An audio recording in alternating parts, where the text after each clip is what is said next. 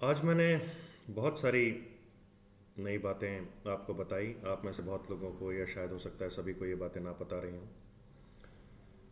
इन बातों को बताने का तात्पर्य आपका जीवन सुखी करना था,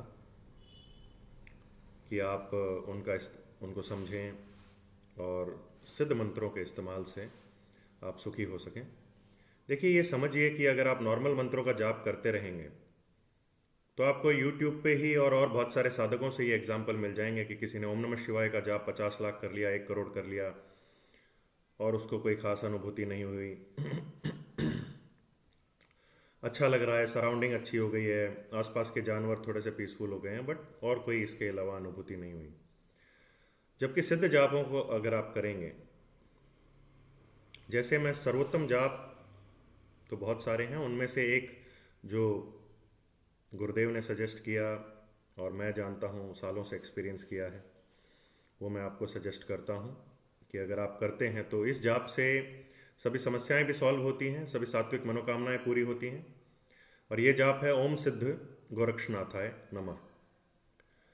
ये जाप आपको इंटरनेट पे कहीं मिले ना मिले तो भी, क्योंकि बहुत सारे लोग इसके बारे में नहीं जानते हैं, तो भी आप ये जाप निश्चिंत होकर करें। मैं इसका उच्चारण फिर से करता हूँ। ओम सिद्ध गोरक्षनाथाय नमः। गोरखनाथ जी का असली नाम गोरक्षनाथ है, गोरखनाथ उन्हें वैसे कह देते हैं। इस जाप में कोई परहेज नियम कानून नहीं है। आप किसी भी दिन, किसी भी समय और कभी भी शुरू कर सकते हैं। और इसमें कोई नियम नहीं है, इसलिए इसको आप फीमेल्स जो हैं वो पीरियड्स के दौरान भी कर सकते हैं, मासिक धर्म के दौरान।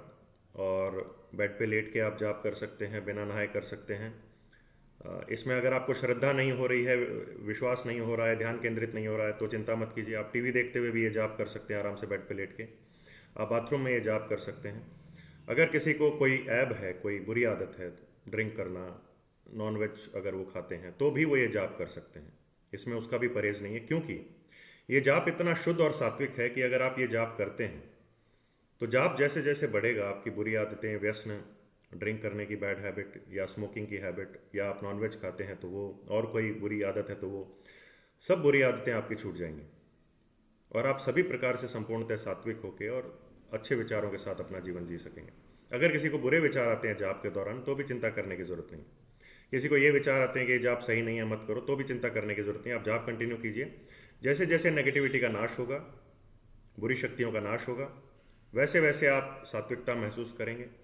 आप देखेंगे कि किसी भी प्रकार की कोई बाधा नहीं है, आरोग्य मिलेगा। क्योंकि आरोग्य मिलना बहुत